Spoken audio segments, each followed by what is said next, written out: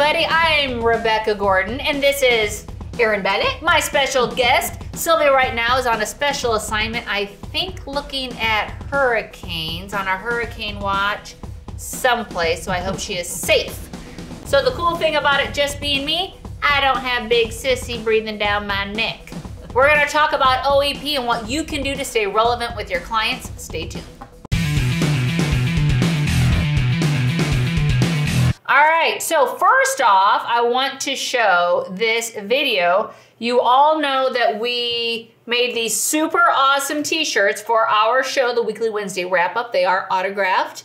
And for everyone that you buy, 100% of the proceeds is going to go to NAHU. All right, so we're not making anything off of this, but we are supporting the best cause for us agents that there is, NAHU. So, you buy a shirt, you hit us up in the comments, we'll send it to you. Send us a picture of you wearing this shirt, and we're gonna show you on the show. Right here is Seth, looking super handsome. In fact, I think this shirt makes him look more handsome. What do you think? Yes, definitely. So it's guaranteed to make you look thinner and more handsome. And younger. And younger. He's actually 10 now. So support NAHU, they support us. This is a great cause, 20 bucks, and you'll look super cool. There's my plug. All right, so we just started in January.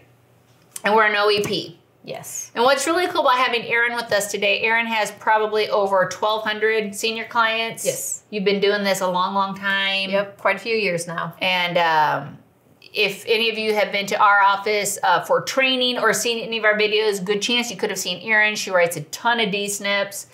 I'm pretty sure she's had almost every scenario that could hit you.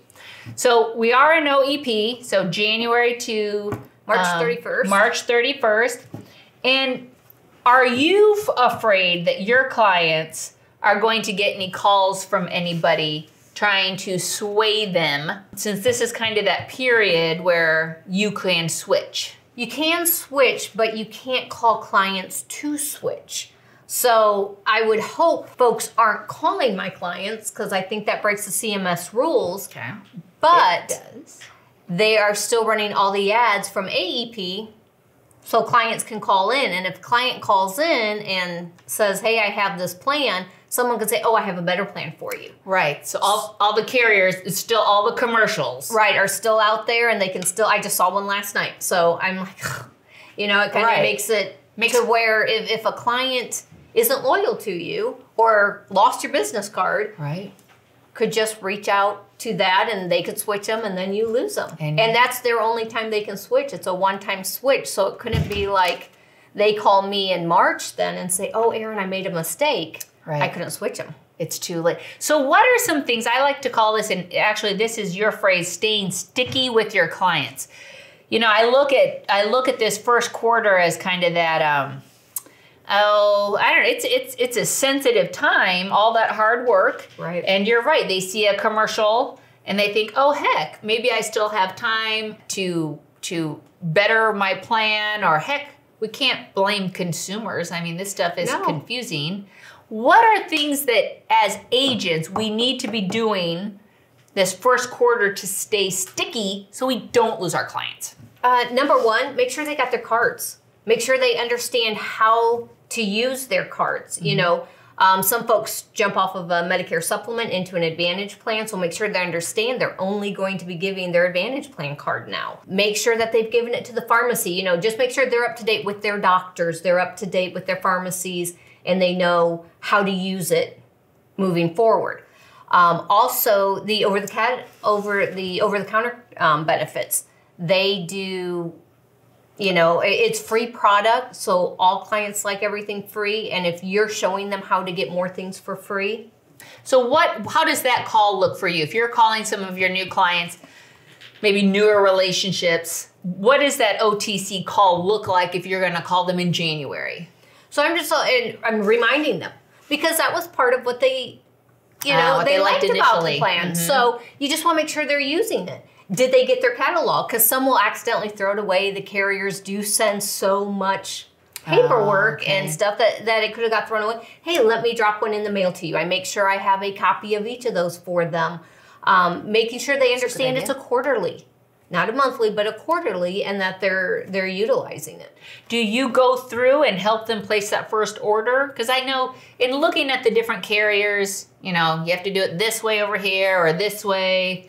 And I walk them through it. A lot of my clients in that senior range like to do the paper or the call-in. I don't have very many that like to get on the computer and do it.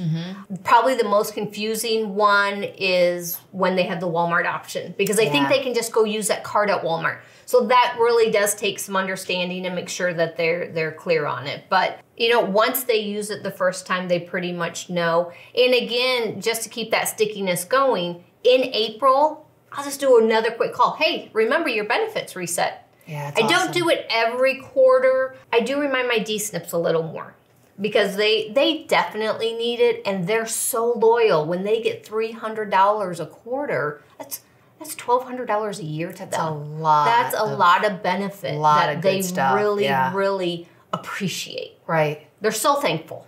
So is there something that you traditionally do with your clients, like the first 30 days of an OEP, so January?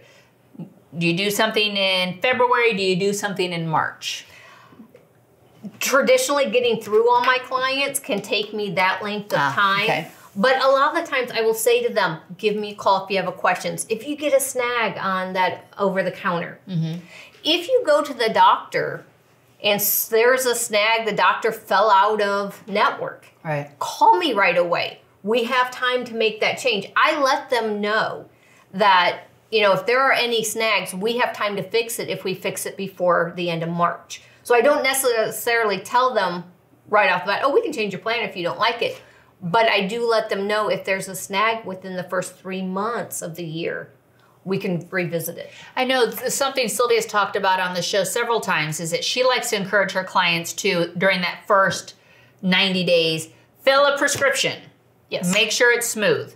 Get your physical. You know, make sure they're still in network. Make sure it's smooth so that we can react. Right, and that's why make a change. That's why I tell them, make sure that the pharmacy has your card, the pharmacy takes that card, and that all your prescriptions are in. I mean, we looked them up, because we always look them up prior to it.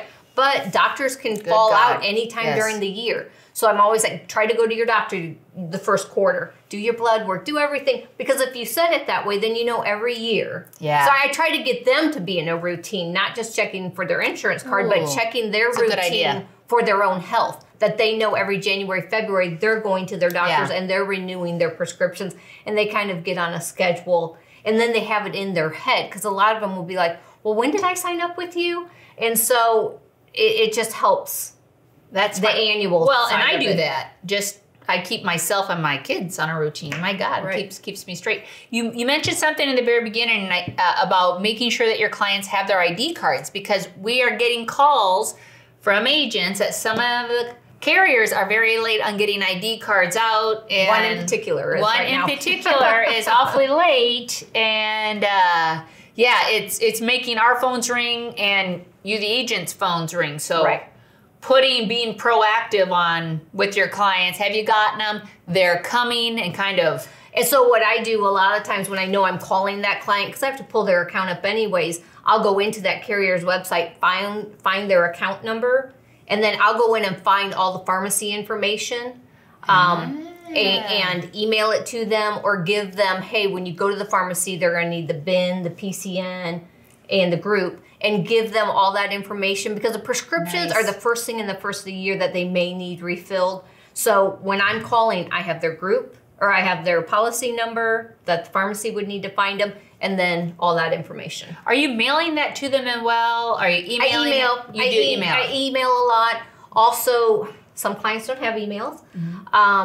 They'll have me call their pharmacy for them, which it's another step, but again, it's keeping the loyalty there. You take that extra step, you call the pharmacist knows what they need, I know what the pharmacist needs, I have it ready, so it's generally a quick call. And the way you do it speaks volumes. Your retention is amazing. The referral amounts that you get is astonishing. So, well, that is great advice, and I appreciate you being here today. Welcome. And this is a critical time, this January, February, March. Be touching your clients, be sticky, be relevant, because like Erin said, they're seeing the commercials, and the people are thinking, wow, if those commercials are still on, I guess I still have time. Exactly. And then that could lead to you losing a client. So thanks for watching. If you have any questions, hit us up in the comments. Please like, love, share us. Please, please. And I thank you, and I hope you have good selling. Happy New Year. We'll talk to you soon.